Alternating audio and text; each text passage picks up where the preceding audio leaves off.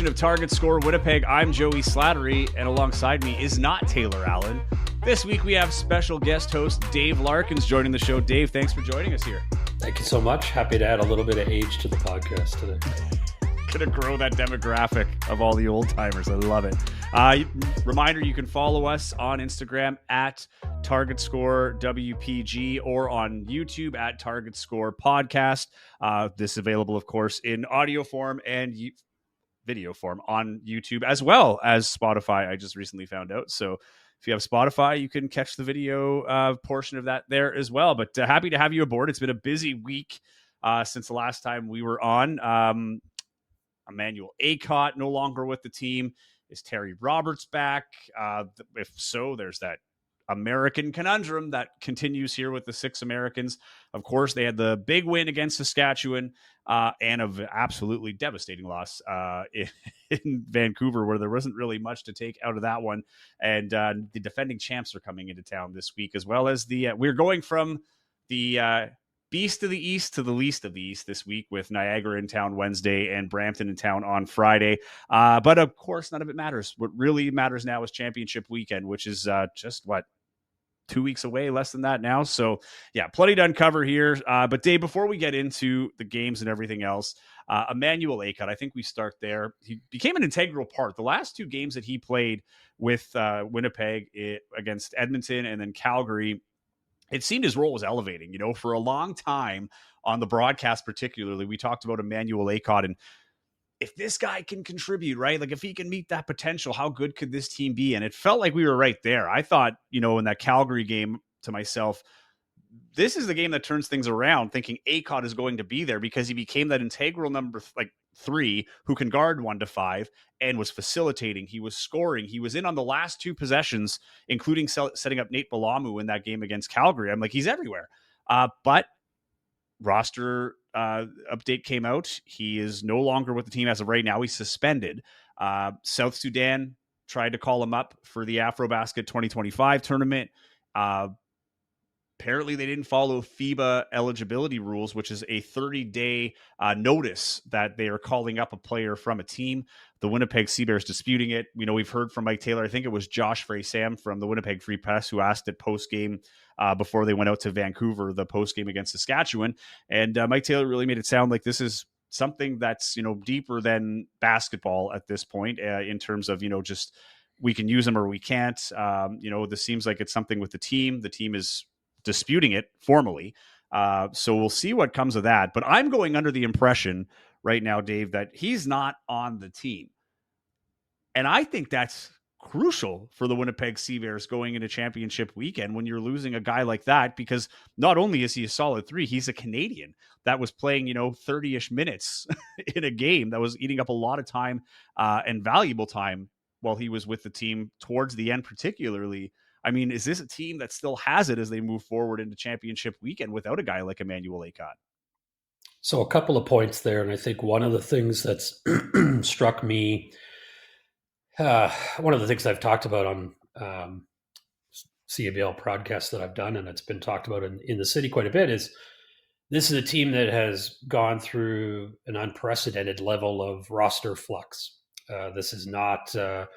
It's not a typical year because they're hosting the championship, of course, but it's not been a typical year in terms of how many guys have come and gone and in and out of this lineup. And the ironic part is that Emmanuel Akot's been one of the standbys, one of the guys that has been here, day in and day out, and that you didn't worry about. You've had Summer League come in and take a couple of players from you. You've brought in new, you've released, you've had, so they've had this incredible, unsteadiness, for lack of a better term, in their roster makeup. And now you lose one of the guys that you had come to count on. Secondly to that, South Sudan will play a few games in the middle of August. But I would be curious, because I truly don't know, but I would be curious what the controversy does in terms of fracturing a locker room. Maybe that's being way too dramatic about it? I don't know. But clearly there was some miscommunication somewhere, because you don't just get into a situation where suddenly a player that's been there for you is now gone, and we're using the word suspended. That's sort of the vernacular of the league. I get it, but you once those games in middle of August are done, what is it? I don't know, psyche wise, does it do to the team and the franchise? Can you come back to just, hey, like, let's go back to the way things were? I Yeah. don't know. So that we don't know what's going to happen there, but it's hard to look at it and feel like it can bounce back and, okay, we'll hit the ground running again. Well, Jalen Harris in that post game went out of his way to say that, we stand with E-Man kind of thing, right? Like we're there with our brother, however he worded it. So, the team, at least one player, but, as we've learned, is a voice of the team, with voicing his support for E-Man. And I do believe it's a tough situation. I mean, a national team calling you up to, represent South Sudan. I mean, it's an honor for sure. But I think where the murky part comes into this is because it happened with EJ Anasike in year one, right? But it didn't come to this level. It was kind of just like EJ left. We're disappointed, but all the best to him, and we're probably never going to see him again, and we haven't, right? But this one just it cuts a lot deeper. He's a Winnipegger, right? Playing for the hometown team, and I can only imagine that conundrum of, do I go play for my country or do I play for my hometown and try to win a championship here? What are the promises in South Sudan? And I don't know. I honestly don't have data to back this. Like, I don't know how well watched AfroBasket 2025 is. I don't know how, much it raises your profile out there, especially if you're not playing a pivotal role, right? Which you have been playing with Winnipeg. So it's a tough situation. And, I for everybody involved. I think whether you're the Sea Bears, your E-Man, your South Sudan, it's a mess. I don't know if it's going to get cleaned up on time for championship weekend, because I'm pretty sure AfroBasket playoffs are right when championship weekend is happening, like the championship round. So it wouldn't have enough time to come back, is what I'm getting at, to finish out championship weekend. So it's going to be tough. But for me, from an on-court perspective, the other thing that really kind of screws the Sea Bears is they don't have a chance. You talked about the revolving door. There's no opportunity now to bring somebody else in. The signing window's done. I believe that the commissioner's exception is even passed now. So, like, the team you have now is the team you have. And he was a very unique player. Like, you can make the argument, Dave, I think, that out of all the players there, he might have been among the least replaceable. And that's not to say that he's the best player on the team, but just what he was able to do, the spots he was able to fill. I mean, last year we saw him play everything from 1 through 5, right? Offensively and defensively. He's a guy that can guard, he can guard bigs down low. He can guard, a point guard off the top. Like, he's a very versatile player. And that's a guy that's going to be tough to replace. Nate Balamu got the start for the last 2 games, which is a great story this year. Taylor and I have talked about him a lot throughout the season and how he's been able to carve himself a role. Great opportunity for him. I thought he did well in that first game against Saskatchewan, but is Nate Balamu the guy that as much as a great opportunity for him and you hope that he can elevate? I just don't think he's where Emmanuel Akot was, if that makes sense. Again, Nate Balamu has been great. That shot against Calgary was huge. Now he's starting. He's had a couple of great, highlight plays on the CEBL social media from that game in Saskatchewan.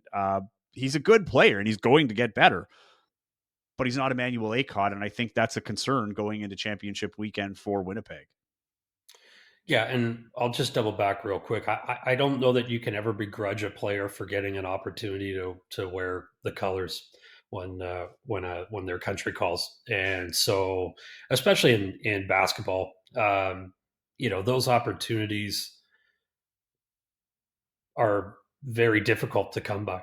So ACOT, that's where I'd be curious as to where the disconnect was in this whole process. Was it communicated, hey, I'm intending this summer, if I get the call, to play with South Sudan? Did it come across in the last couple of weeks, and he said, "Coach, I got to take this." That's the stuff that still is curious to me. Um, Now, as it relates to a basketball element, yeah, defensively, that's where he's certainly that's where his strength is for this team. His shooting numbers had dipped a little bit. He shot it really well last year. Has dipped a little bit this year, but he's still giving you double digits in points, getting you rebounds.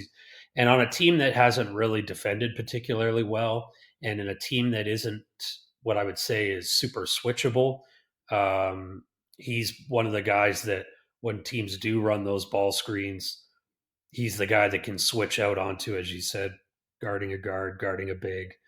The versatility defensively is something that um, will impact them. Um,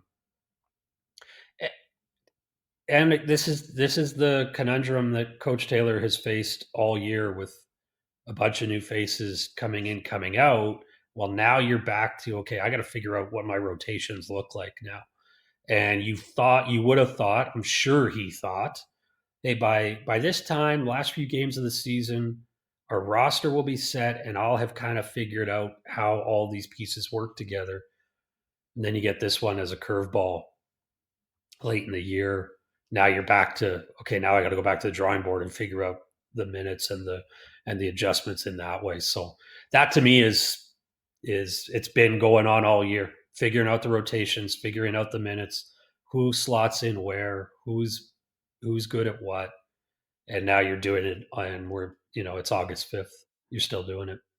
And from my understanding, this was not, communicated because there would have been an expectation that if the national team calls, the one thing that Mike Taylor said throughout the offseason was the guys that are not even the offseason, like the preseason in a training camp, the guys that he had were conversations that they were willing to stay throughout championship weekend because there were a number of players that came in that we knew, would have looks from European teams. And as we know, European teams tend to, or overseas teams in general, like to have their players really early for training camps. That's why David Wencat left last year, and reason why he wasn't able to return this year because he's already gone, right? He won't even be here for that return game with Brampton. He's off to Europe, I think Germany now, to play another year out there. But, from my understanding, it was something that developed relatively quickly.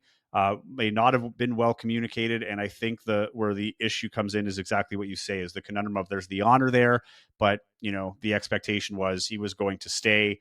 And had it been earlier communicated, I think it would have been a little bit less traumatic, if you will, or dramatic, just because it would have given the Sea Bears some time to figure out replacement options. But now they have to deal with what they have. They're depending on guys like Mo Kalu, Nate Balamu. Kalu had a few more minutes last game, which was nice to see, to fill those voids. But it's going to be tough because now you have to, as you say, build that rotation and the chemistry within those rotations as well.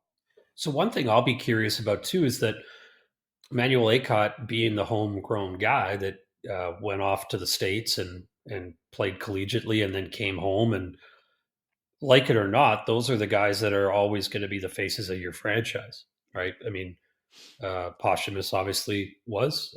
Filowich comes home. Those are the stories that you kind of hang your hat on as an organization here in Winnipeg. And with the close-knit nature of the basketball community here in Winnipeg, from a franchise standpoint, I think you want to soften that, right? Because if it comes back that Manuel Akot, who knows? He could be back in uniform in 2 weeks' time. We don't. But if he's not here next year, yeah.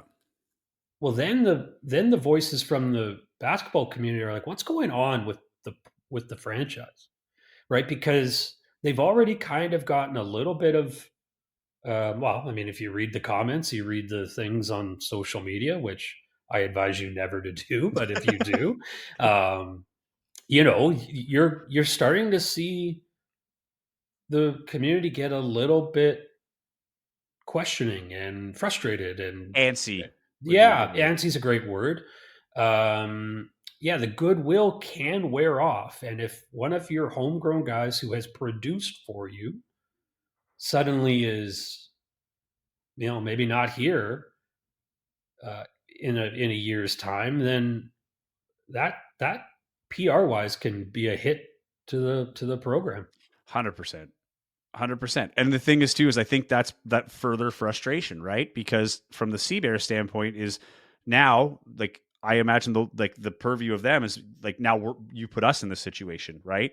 Like you're trying to make the organizational call. And I think back, I know this it's not really it's very much apples to oranges in the comparison, but handling the player leaving, right? There's a lot of like similarities in terms of the emotion behind the like Teddy Allen is what I'm getting at, right? When he left and the emotion behind it and how people were really upset and everything else. And, there's still calls for Teddy Allen. Gosh, when they said there might be a chance that Teddy Allen comes back, like, people were going nuts, like, no way or whatever. But, the fact that there was the chance that he might come back, people were kind of excited.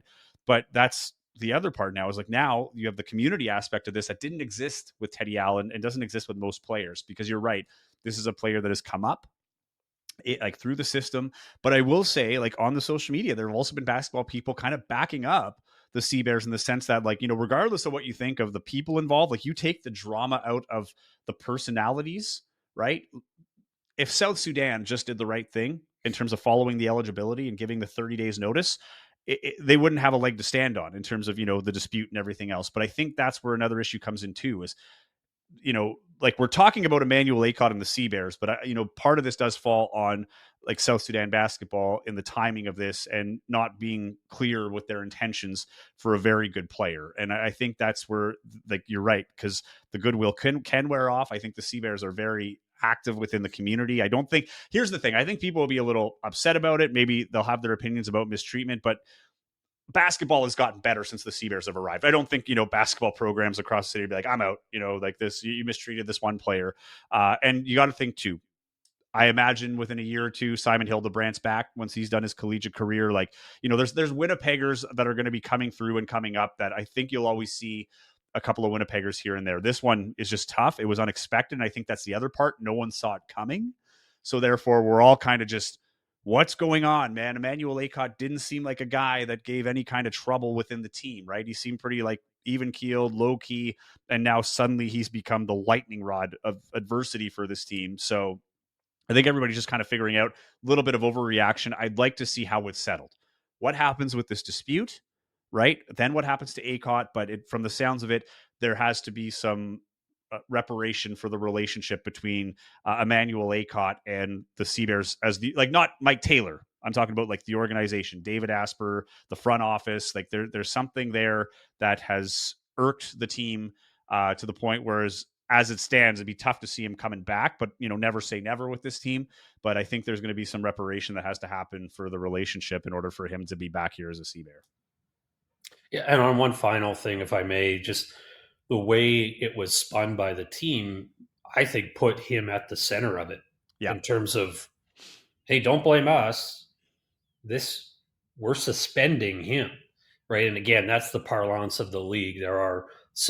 You have a suspended list. Sometimes that's just due to how guys coming back, and it's not it's a strong word for something that isn't always that big a deal. Yeah.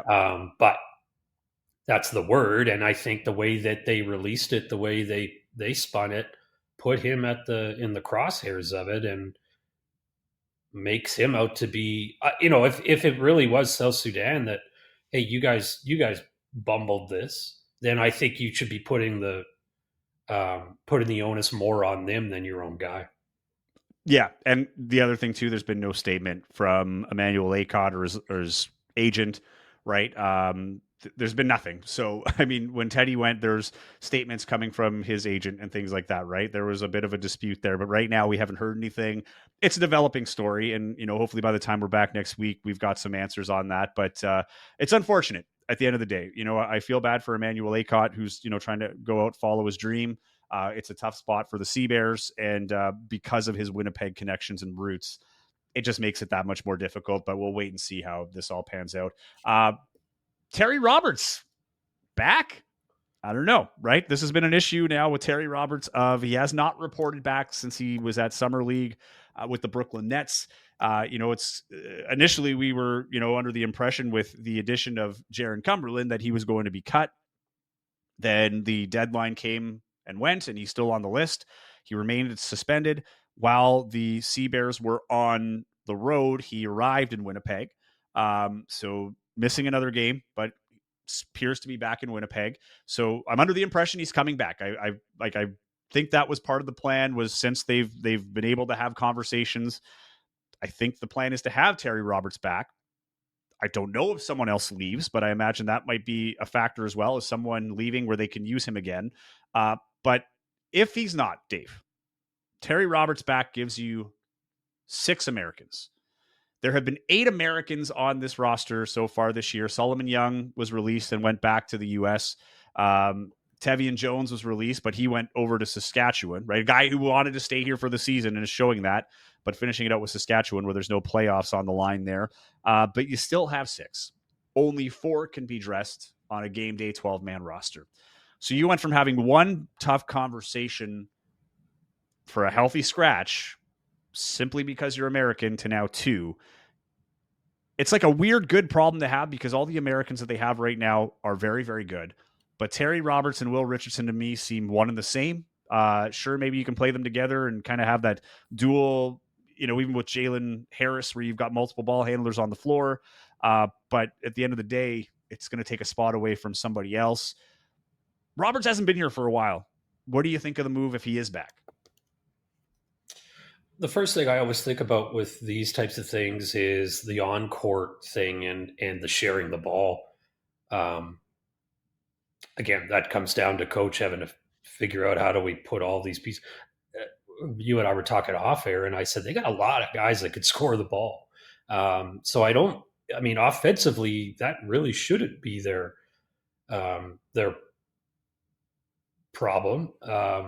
They have shown signs of it being a major problem. I think that, they don't shoot it particularly well, and it feels like they got a lot of guys that offensively are gifted. So that's my first thing is, okay, well, how does this all fit together? How do these all mesh together? Will's been a great player. I've really liked him. He, when he came in, again, when you any given year you're bringing in new faces, and you don't necessarily know what they're gonna bring to the table. He's been a nice player, and I think he, in my observations of him, is again, offensively gifted, but work ethic, work level is very high. It seems, at least in terms of in game. One of the guys that gets after it a bit on defense, has those hustle plays, does a lot of different good things for you. He's one guy that, I mean, if you were to say, hey, let's build a franchise around what we have, to me, he's one of the first few guys that you're mentioning if I'm building it. Yeah, and I'm not going to sit here and do the cuts and figure out what the game day roster looks like. I think you got to roll with what you got right now. It's an August 5th. You're right. How are you going to keep upsetting the apple cart? You got to, at some point, you got to go, like, who's my 8, right? Who's my 8 or 9? Because you're not going 12 deep. Shouldn't be. So you've got to figure out who's the big 8 and just roll with it, because I don't know. Coach maybe has a much different perspective on this than I do, and he knows more about basketball than I'll ever know. But for me, you're talking about 2 weeks left, and you've got to make sure that you play your best couple of games. Like I was talking about peaking at the right point. We'll go into it a little bit later in the podcast, but the peaking is yet to begin.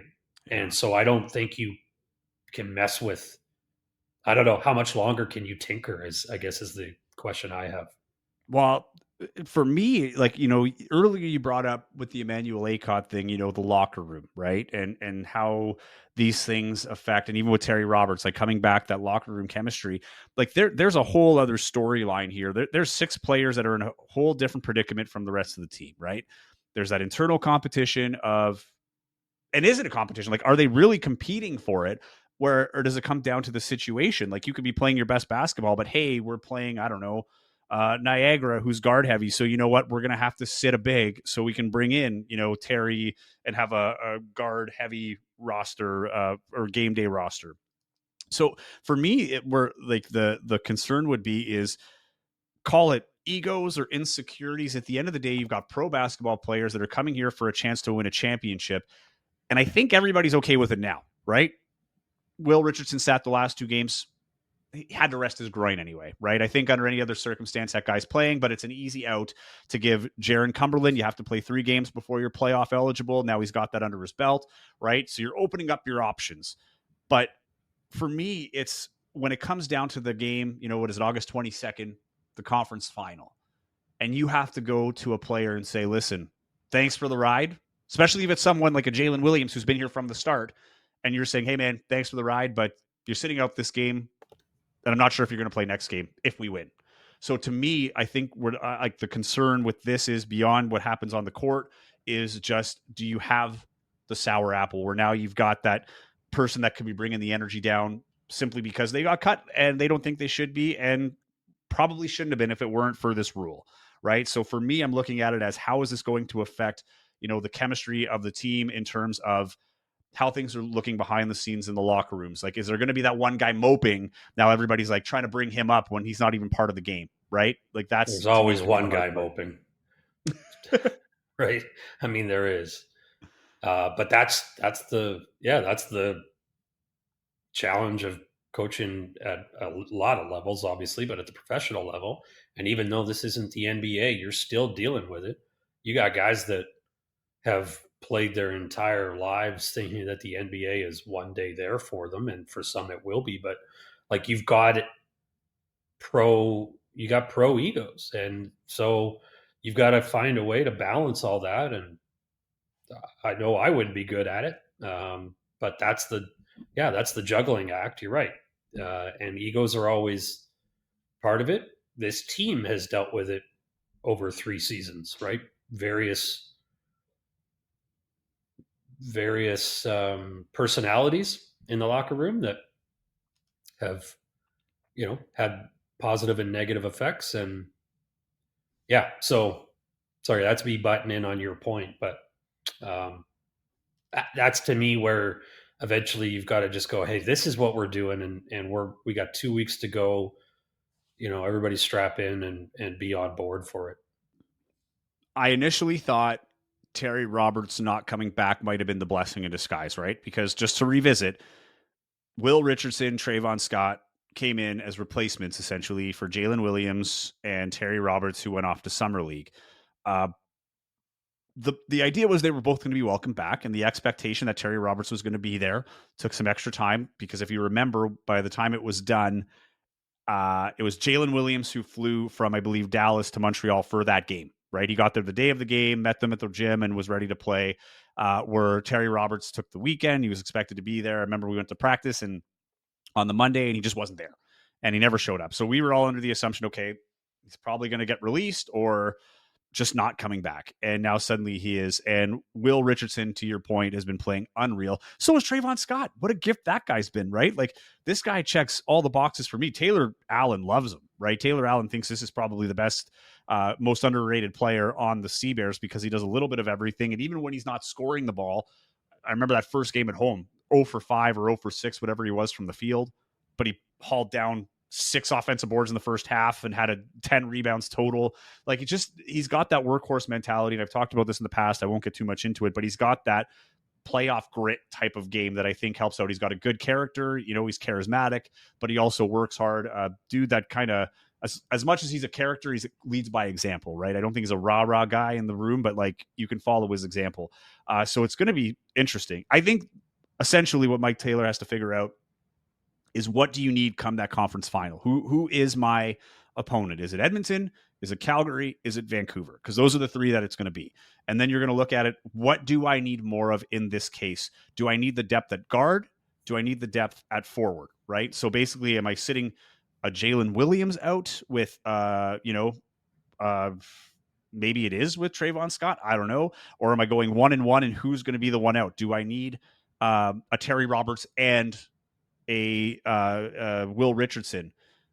Do I sit out Jalen Harris? Probably not. Jalen Harris, I don't see being sat out. I don't see like out of all the Americans, I think he's probably the most safe.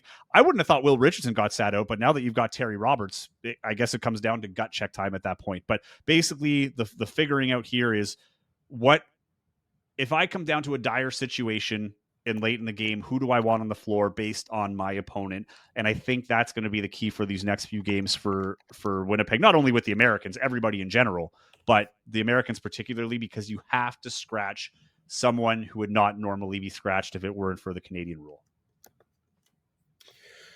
My question is, are we certain that Terry Roberts is better than Will Richardson? I no. Nope. No. But I also I don't know how much better Will Richardson is than Terry Roberts. Like it seemed like it just kind of like the point guard position awkward or weirdly enough, like despite losing a great point guard, never really fizzled as you went into the Will Richardson era. He sat a couple of games now too, right? Like my understanding is it was the groin, but he probably would have played. But if it is something more, and Terry Roberts is rested after a couple of weeks from summer league, maybe there's the advantage there, right? Like that's the other part too, is who's going to be the most prepared to play.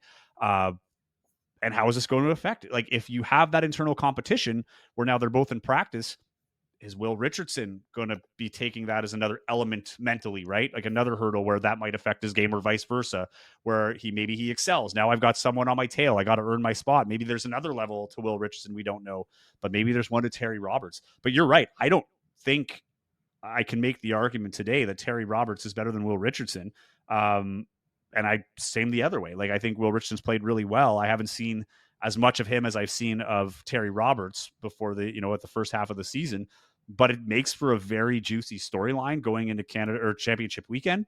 And it's not going to be an easy decision either way. And Mike Taylor said in the past, when he was expected to come back, he looked forward to having them both on the court at the same time, right? A different look. Does it exist? Do you need it? That's the other thing, to have two players with similar skill sets on at the same time when you're playing teams that have some diversity, especially in championship weekend, where you've got teams with great guards and great forwards. Like the West is really, really strong, Dave.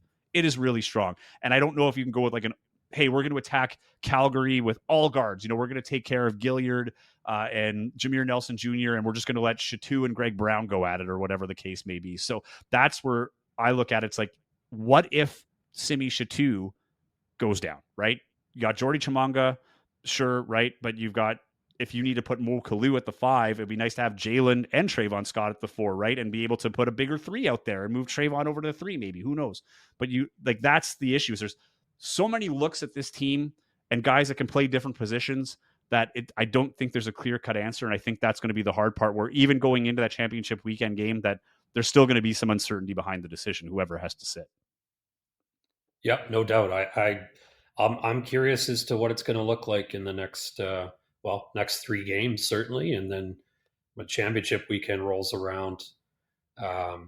You mentioned it earlier. Matchups will be the thing. What's the team that you're looking at in that first game that you play? That will and in that case, Winnipeg has to sit and wait to see who that first team is, right? Well, so that's it. It's not like you're planning fresh 2 weeks in advance. Yeah, exactly. And you're going to be fresh. Like that team is going to be coming on, fresh off a game, 1, maybe 2 games under their belt heading into championship weekend after you've been sitting for a week too, right? So all that to be taken into consideration. But we still have to figure out who's hosting. As of the recording right now, Vancouver looks like they're going to host the West Conference Final. But Winnipeg Calgary needs to win out essentially. I think Edmonton's out of the mix for the championship game, but definitely still in the mix depending on what happens with Calgary or Vancouver for the remainder of the season to host that game. But it's all up in the air right now. That is none of Winnipeg's concern. Looking back at the week that was, the Saskatchewan game, it's a win. And I thought they played well, really well at times. The Tevian Jones storyline was nice. He played inspired. They come out with the win. But there were some glaring things there too. That third quarter collapse where it seemed like all was in the bag.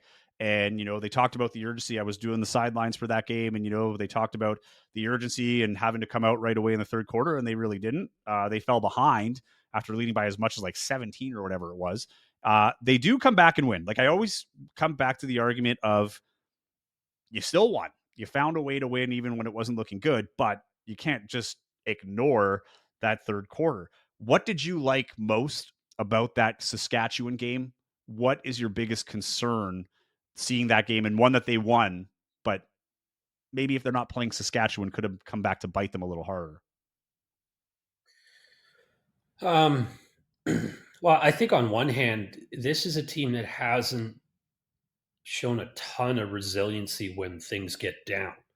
Um, if that's a higher quality team than Saskatchewan, then that 8 point deficit in the fourth quarter that you're facing becomes a lot more daunting. And I don't know that necessarily Winnipeg has shown itself to be the team that overcomes that.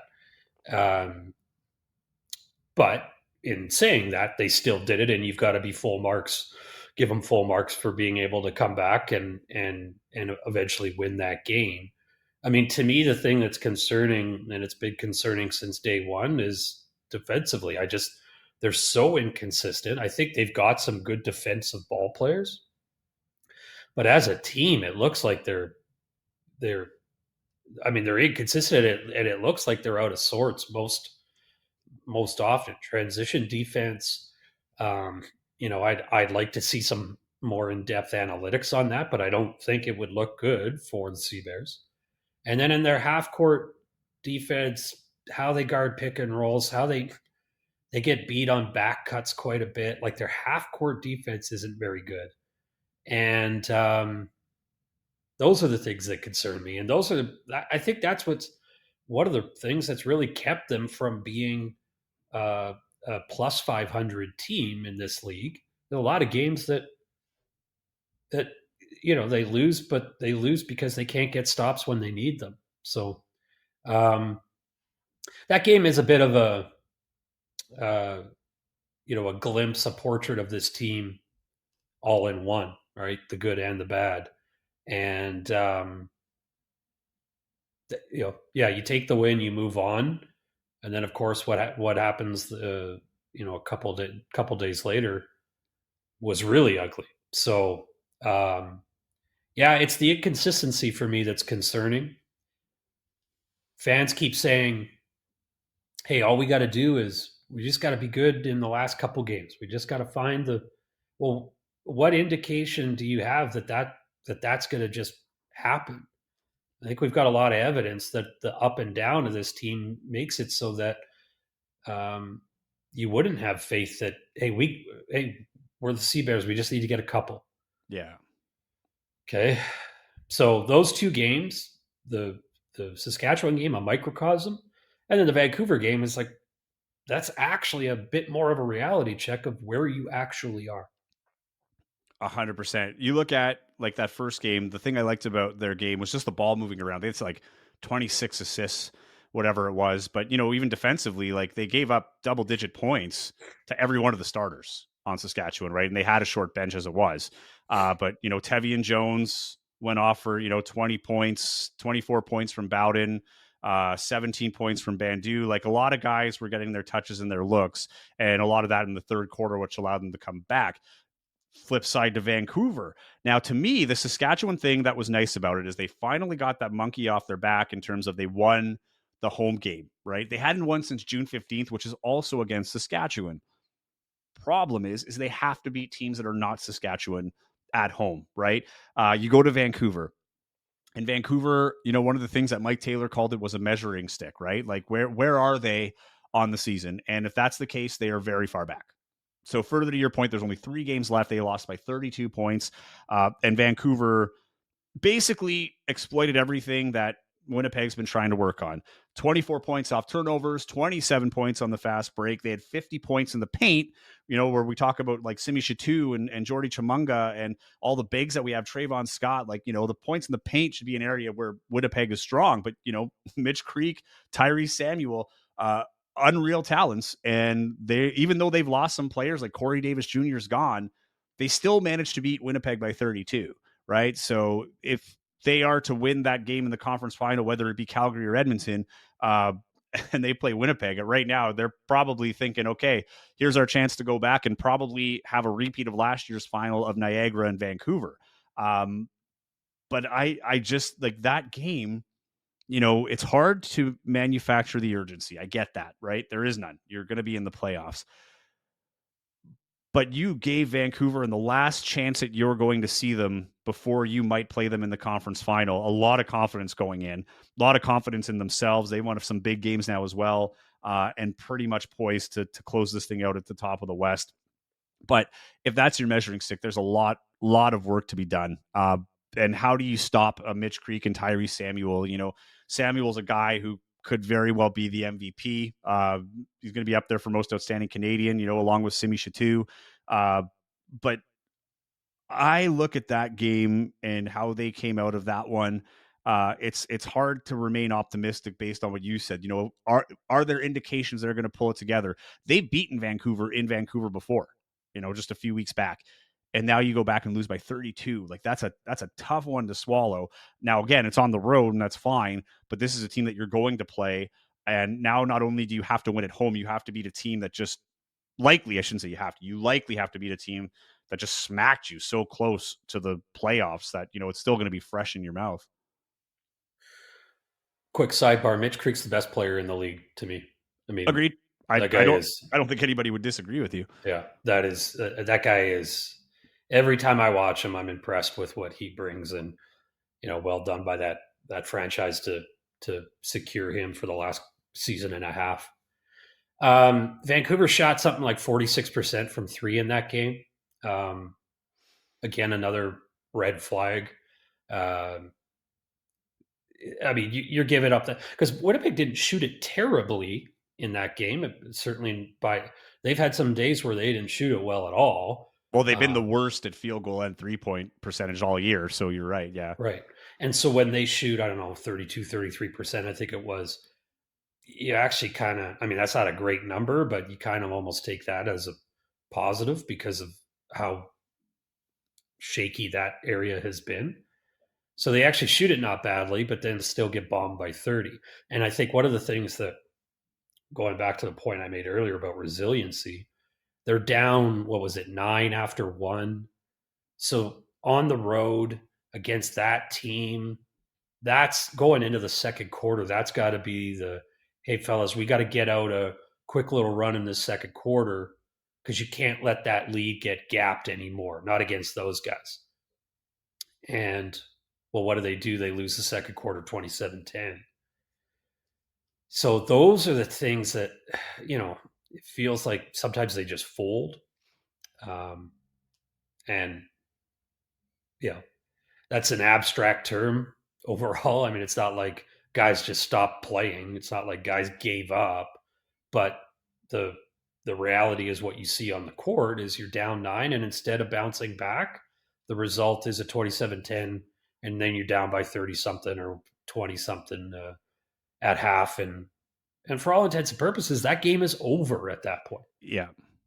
So I hesitate to use this word, but there's some fragility there, it feels like. And that's a good again, word. Yeah. And again, all of this adds up to the counterpoint to the fans who want to believe and are not wrong in saying, hey, all we need to do is win 2. We just got to get 1 and then get the next one. You're right. Absolutely. But those are the things those things keep popping up that make me question whether or not that's a feasible belief to have. I don't know. It might have been, might be the Ontario slogan, but for one of the government betting sites or the lotto betting commercials, it's like anything can happen, anyone can win. I think in this case, that's what a lot of people are hoping for on championship weekend. Anything can happen, anyone can win. But looking at the sample that we've had in the last 5 games, we're seeing a lot of inconsistency, and even the followed up back-to-back wins. Right, they finally got back-to-back wins. They finally won at home, but again, it's against a team that's not playing for anything. As good as the game was, basically they're playing for their tape, and Tevian Jones trying to stick it to his old team a little bit. And to his credit, a great third quarter. Then they were eventually able to shut him down. But that Vancouver game might also be a product, Dave, of Vancouver still playing for something, right? They're in the playoffs. They've clinched a home game, but basically they're trying to clinch a bye into the quarterfinals so they don't have to play in that play-in game. And maybe that's the switch that we've not seen Winnipeg play yet, because they've not played, which is the strangest part about this whole season. They played with nothing on the line since before the tip, right? Like they knew you were going to the conference final. Standings meant nothing. I think there was that, legit, we want to earn this spot. We want to win and finish top in the conference, as everybody wants to do. But as soon as that went out the window, now we're running our own race. Like that's the term that, Mike Taylor keeps using. And you're trying to prepare for all these different situations. And this is your advantage. And I said this on the last episode. Maybe this is the best year to have this type of season, right? Because you're going to be in the playoffs. You're automatically in the conversation for a championship. So if you're going to have an awful regular season where it really doesn't matter, this is the year, because from what I understand, this will be the last, if not last championship weekend, it'll be the last type of playoffs where you see that kind of a bye where you're gone directly to the conference finals. I think you're going to see more of a traditional playoff structure in that sense.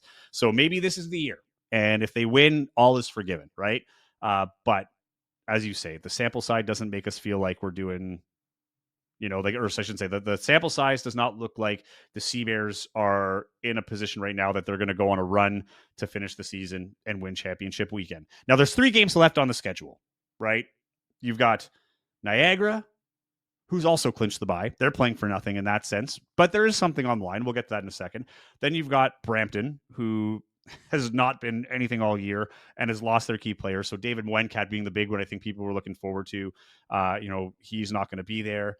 And then you've got Edmonton, which might be your best possible scenario, because there is a chance that last game means something to Edmonton and where they're going to be playing to start the playoffs. So you might get that first sense of, that playoff urgency. But these last 3 games, in my opinion, might not be the best 3 games in order of like getting that playoff-like atmosphere and feel to a game with a couple of teams, particularly at home, playing for nothing. But let's start with Niagara.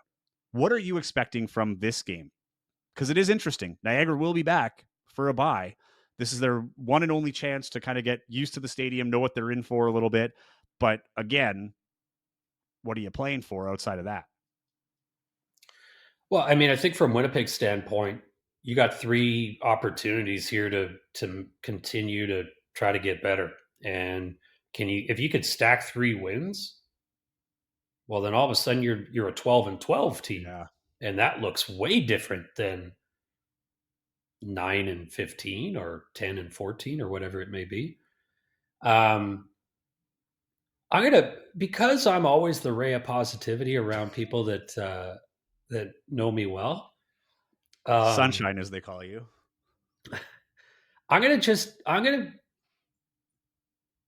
put a little caveat on the last stretch of basketball for the Sea Bears. The Vancouver game, because it's recency bias, you could point out, hey, they got bombed and they weren't competitive. And I think we've touched on that enough. Close loss to Calgary, go on the road, beat Montreal handily. The loss at home to Edmonton on where they gave up a late run. If you want to be, glasses half full, half empty, half full says they were winning that game and should have won that game. And, that's the half empty says, yeah, but they blew it. Then a Calgary win, then the Sask win, and we talked about Vancouver. So in the last 5 or 6 games, there's been some results there that if you really wanted to become a believer, then you could say, well, actually the rise in the stock is not, or the behavior of the stock is not as flat or declining as maybe we've led on to believe. There's still those concerns. Yeah. So you go to the final 3. Yeah, I mean, I think you're using this as an opportunity to figure out what the rotations are and what the combos are that work for you. And again, I think you have to, you probably should have it by now, but like, again, who's your big 8 or 9 that we have to roll with these guys? So from Winnipeg's standpoint, I think that's what you're doing. Niagara, I mean, you're a team that wants to. It's the opposite, right? In terms of Winnipeg, hey, if we could stack 3 games together here, 3 solid games together going into the championship week, we could start feeling good about ourselves. And then the opposite from Niagara is, well, we certainly don't want to be going into the playoffs on a decline, which I don't anticipate. So yeah, I mean it. You would maybe, in some ways, somebody might call it a trap game for Niagara. I think it's more of a, hey, we got to keep this foot, keep the foot on the pedal kind of thing, to use that cliche. Yeah. And yeah, you want to make sure that going into your final stretch that you're gearing up to, hey, well, we're back here in Winnipeg. We're at the top of our game. Niagara's almost like the polar opposite of what Winnipeg's gone through, right? They've had consistency in their roster for a couple of years now. Then they had Ahmed Hill from Montreal, who's been a fantastic addition with a lesser role there. So I think, what he's been providing has been great. Khalil Ahmad, who, is always in the MVP discussion, for the past few years with the CEBL. They're fresh off their championship. This is a team that's never missed the playoffs ever in the entire, existence of the CEBL.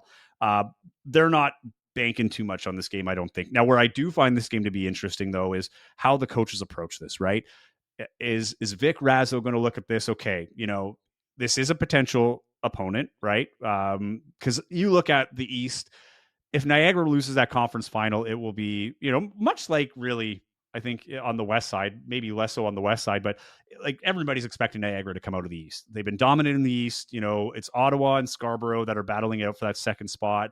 Montreal is in the playoffs. Do they do anything? We'll have to wait and see. But I think they're looking at it as like, okay, we got to get through that first game. And if Winnipeg happens to come out, we're going to have we'll have the experience of playing the roster that they had in the championship game, right? So you're not dealing with the changes and the turnover that you do normally. I think it's not going to be like a game of chess, but I think you're collecting your pieces, right? Getting the guys used to the atmosphere. It's a lot different from anywhere that they play throughout the season at Canada Life Center. Getting used to the facilities, maybe finding the place that you're going to eat. Like, I think there's going to be a lot to Niagara that doesn't really show up on the court as much in this game. But I think this is also a time to give looks for your guys that, okay, if Ahmed Hill and, Khalil Ahmad are in foul trouble or fouled out by target time, you can look at guys that, how are they going to respond in this situation? Winnipeg, same deal. I still think you're taking out the information, right? Which they were doing against Vancouver and Calgary and Edmonton, of just like, when we play them, what are we looking out for? A little bit of scouting on that. But overall, I mean, let's be honest. I'm most excited about WPW coming back for halftime. I'm even wearing my little WPW shirt. Right. So I think worst case scenario, there is going to be some intensity and some fighting in there, at least at halftime, if nothing else. But I think this game is, you're playing the defending champs. It's your chance to build chemistry yourselves and like, as you say, build that momentum. The Brampton game could also be a trap game for Winnipeg. It's your last game of the year. You're hoping that the emotion is, we want to give the fans one last, win to send out the regular season. But, you're playing against guys that, are going to be stepping up in the lineup, probably haven't had the minutes that they've had.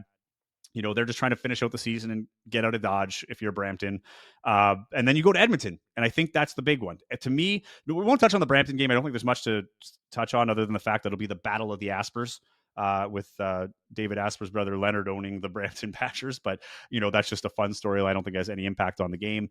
But that Edmonton game, I do think carries some weight, more so if that last spot isn't determined. If Calgary, loses a couple or whatever the case may be, you're going into the final day of the regular season. If Edmonton's playing for that home advantage, that might be that spark and that game that you want if you're the Sea Bears and Mike Taylor, to kind of get that, playoff feel one last time, because then you got to carry that through a week of practice and try to emulate that in practice so that you're ready for that first game on the 22nd. And I'll say one more thing again, perpetually living with rose-colored glasses on. 9 wins this season, 9 wins last season.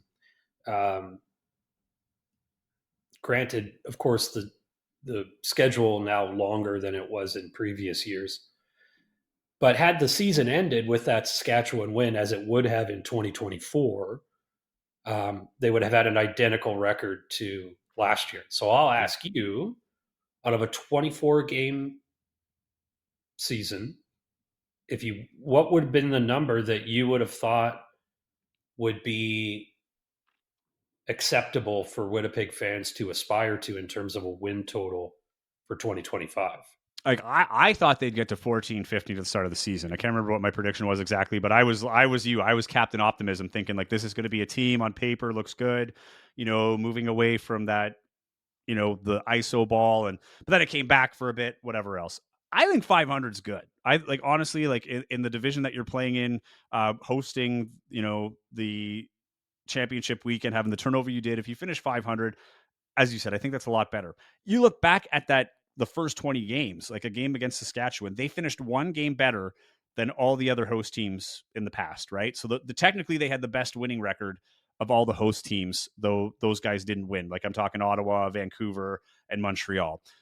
Their margins of loss weren't as bad on average. They had a few blowouts, obviously, but through those first 20 games, I think they were much better than the hosts of the past. So that is something that, gives a little bit of optimism in that sense. But I think you almost you almost have to win out in this sense, I think, just to calm the fan base.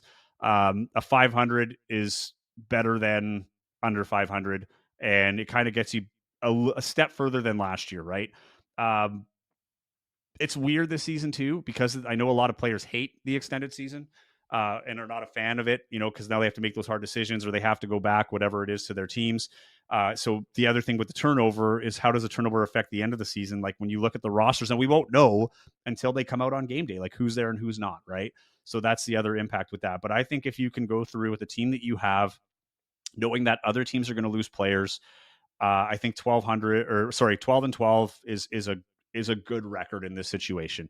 I would have liked to have seen, as dumb as it sounds, it's one game, but like 13. If you went 13 and 11, just that winning record would have been good for me. But you look at Niagara, they're 14 and 7 right now.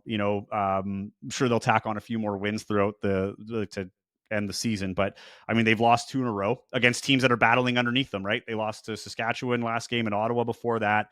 Like, so when you're losing to teams that you're going to play in the playoffs, like I can't really see them getting up for Winnipeg much more than they would have those games, because you're going to play those teams in the playoffs. But I think if they would have they get to 1,200, it's passable.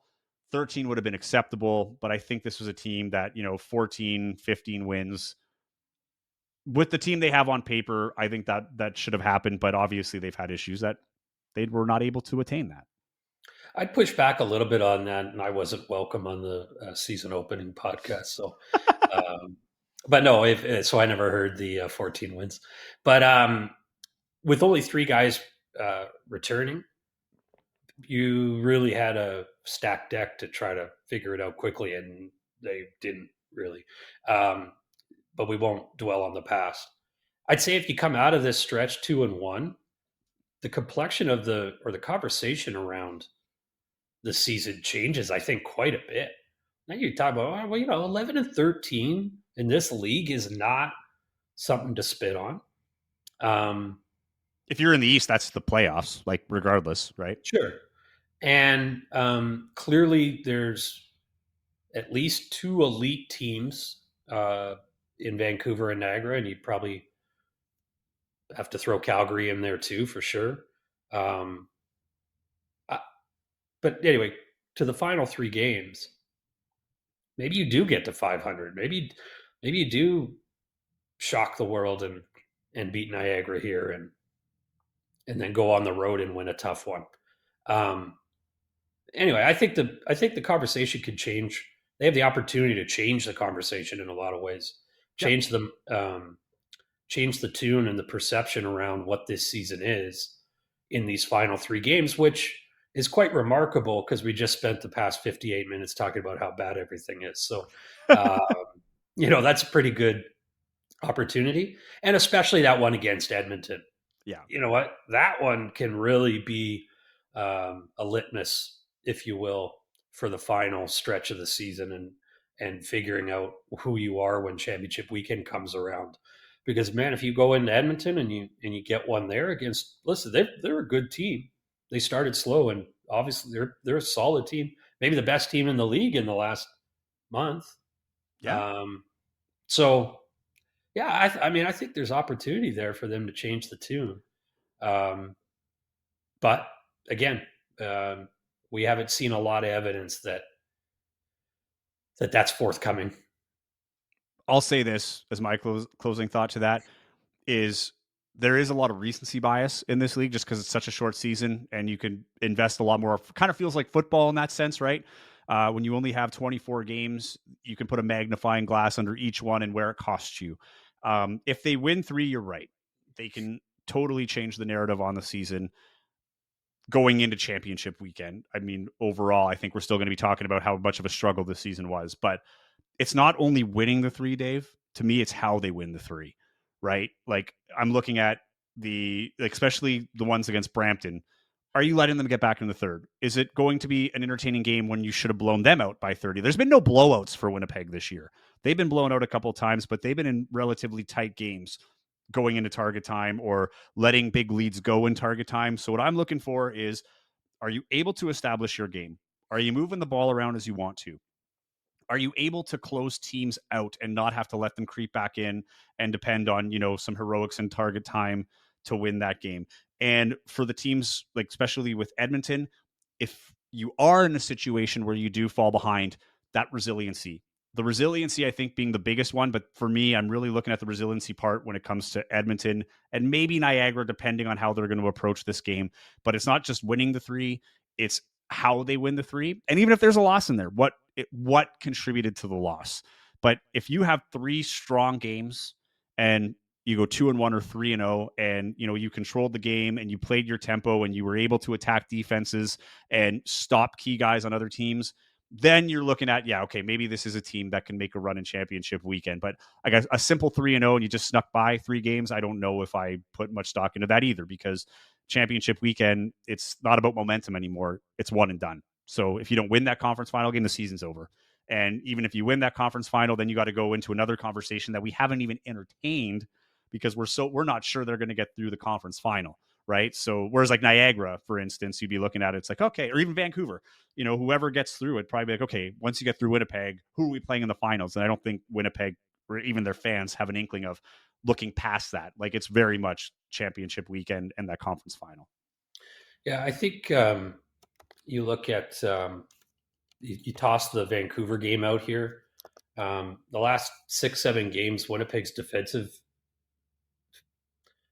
abilities or defensive efforts have been a little bit better in terms of they kept teams in more of what you might say is an attacking distance. Yeah. I said it on one of the CEBL broadcasts I did this year, where it's they can't afford to give up 100 to a team because they're not going to go. Teddy Allen's not here to give you 40 kind of thing, so they're not going to go into those numbers. In the last 5-6 games, again, the toss out the Vancouver game, it's been low 90s, some in the 80s. That's where they need to be, and they need to find ways to keep teams in there.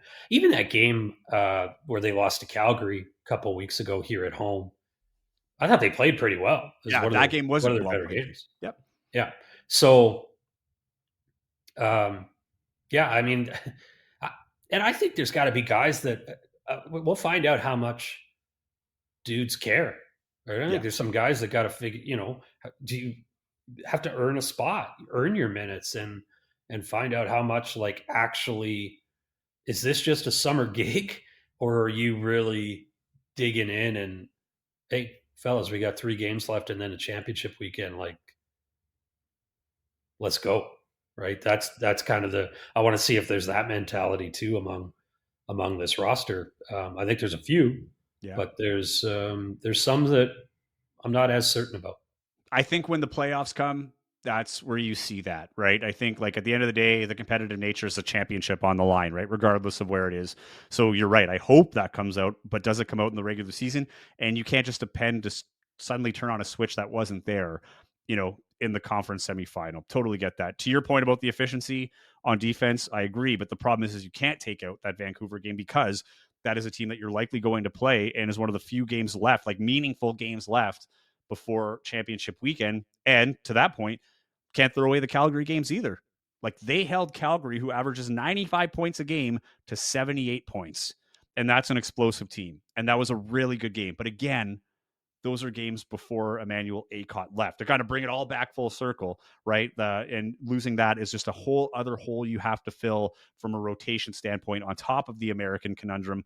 Like it's just a lot of juicy storylines to look through in these last 3 games. Can they figure it out? And, or is this are we talking about this in the postseason recap of like, oh, well, we were wrong. They had an up and down season and they absolutely, smashed in the championship weekend. And, we got our first championship, whatever, here in Winnipeg, and we'll see. But it's going to be interesting. 3 games left. Wednesday, 7:00, they play Niagara. Friday, 7:30, they play Brampton. That one is the national game on TSN. And then they'll finish off the season Sunday against Edmonton. And just to double check the time on that one, it is a 5 p.m. start. Okay, so early evening start on that one, and the playoffs start next week, August 14th and 16th. So 14th will be the play-in games, 16th will be the quarterfinals, and August 22nd is when championship weekend gets underway here in Winnipeg. That's all the time we have. Dave, thank you so much for taking the time here to join us on the show and giving us your insight. We'll certainly have you back. Always love having you on. Yeah, man. Thanks again. Always appreciate the opportunity and enjoy talking about all this stuff. And yeah, thankful for the chance. All right. We'll have you on again. Remember, you can follow us at Target Score WPG on Instagram, at Target Score Podcast on YouTube. And of course, you can get this anywhere you get your podcast, Spotify, Apple Podcasts, whatever. They're all there. Check it out. Happy to have you along. We'll see you again next time. Until then, enjoy the last 3 games of the regular season for the Winnipeg Sea Bears.